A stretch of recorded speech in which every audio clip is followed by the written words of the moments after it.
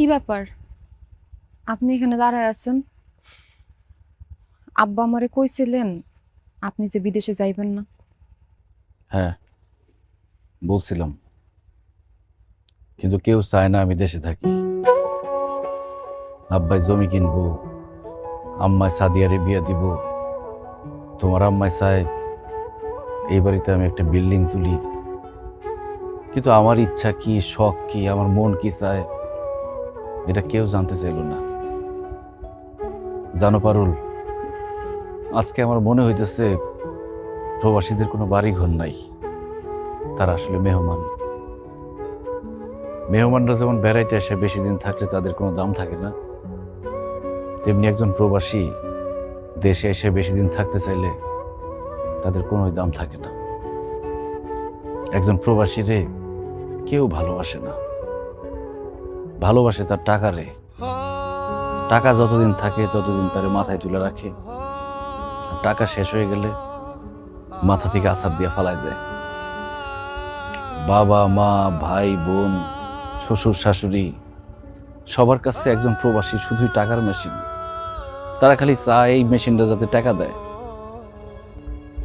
কিন্তু একজন প্রবাসীরও যে মন আছে, মায়া আছে, আবেগ আছে, এটা কেউ বুঝতে চায় না।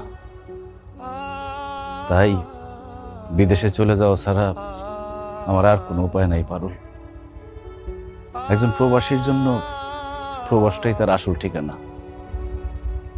আমি জানতাম আপনি দেশে থাকতে চাইলে কেউ রাজি হইব না, কিন্তু জানেন আপনি যে কয়টা দিন দেশে ছিলেন আমার মনটা অনেক বড় ছিল। আপনি চলে গেলে আমার মনটা অনেক ছোট হয়ে যাইব। একটা ঘরের মধ্যে একলা বন্দি হয়ে থাকুম সারাদিন, আপনার নিয়ে সারাদিন দুশ্চিন্তা করুম। তার উপর আম্মা সারাদিন আমার কত কথা শোনাইতে থাকে, খালি আপনি বাড়িতে আছেন দেখে এমন কিছু কয় না। আপনি যায়েন না, সৌদি আরবের বাদশার কোম্পানিতে আপনার চাকরি করানোর দরকার নাই। দরকার হলে আমরা না খায়া থাকুম, তাও আপনি যায়েন না, আমার কাছেই থাকেন। আমি কোনো বাদশার বড় কোম্পানিতে চাকরি করি নাই পারুল। আমি তোমাকে সবাই মিছা কথা কইছি। আসলে আমি মরুভূমিতে উট চড়াইতাম। জানো পারুল, মরুভূমিতে এত গরম, কোনো সুস্থ স্বাভাবিক মানুষের পক্ষে 1 মিনিট দাঁড়ায় থাকা সম্ভব না। সেখানে দিনের পর দিন কত কষ্ট করে টাকা কামাইছি। পানি খাওয়ার জায়গা থাকতো না, মাঝে মধ্যে মনে হইতো জানটা বাইর হয়ে যাইব। অনেক দূরে যাইতে হইতো পানি খাইতে। বেশি দূরে চলে গেলে মাঝে মধ্যে ফিরতে ফিরতে রাত হয়ে যাইতো, বালির মধ্যে ঘুমায় থাকা লাগতো। কখনো খাইয়া কখনো না খাইয়া দিন রাত এক করে কত কষ্ট করে টাকা কামাইছি, দেশে পাঠাইছি। অথচ আমার আব্বা আমারে কইলো আমি নাকি বিদেশে গিয়ে ঘোড়ার ঘাস কাটছি। আপনি এত কষ্ট করে টাকা ইনকাম করছেন, বাড়িতে এসে টাকা এরকম নষ্ট করলেন কেন? মানুষের দেখানোর লিগা, মানুষকে বোঝানোর লিগা যে আমি অনেক টাকার মালিক, আমি অনেক ভালো আছি। আর দেশে এসে টাকা পয়সা ভাঙলে মানুষ আমার সম্মান দিব, আদর করব, ভালোবাসবো। বিদেশে তো সব সময় মালিকের অপমান, অবহেলা, ধমক এইসব শুনতে হইতো। আর সেই জন্য দেশে আইসা আমার আপন মানুষের কাছ থেকে, আশেপাশের মানুষের কাছ থেকে আদর, সম্মান, ভালোবাসা এসব টাকা দিয়ে কিনতে চাইছি। কিন্তু আমি বুঝতে পারি নাই পারুল, ওই টাকা শেষ হয়ে গেলে গা আদর, যত্ন, ভালোবাসা সব শেষ হয়ে যাইব।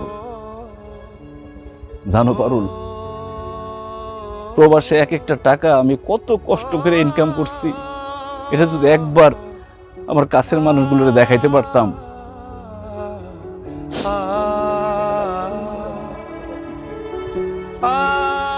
তুমি আসলে ঠিকই বলছিলা পারুল, আমার এত কষ্টের টাকা দেশে এসে এইভাবে নষ্ট করা উচিত হয় নাই। আজকে সেই টাকাগুলো যদি থাকতো, আমার একটা সাহস থাকতো, বল থাকতো, আমি বিদেশে না গিয়া দেশেই কোনো একটা ব্যবসা করতে পারতাম। কিন্তু এখন তো আমার কিছুই নেই, আমার সব শেষ। এখন তো বিদেশ যাওয়া ছাড়া আমার আর কোনো উপায় নাই। পারো, তুমি আমার একটু শক্ত করে জড়ায় ধরবা। আমি তোমারে চাইরা, আমাদের যে বাচ্চা হবে সে বাচ্চারে চাইরা আমি বিদেশে যেতে চাই না। আমি বিদেশ যেতে চাই না পারুল, বিদেশ যেতে চাই না।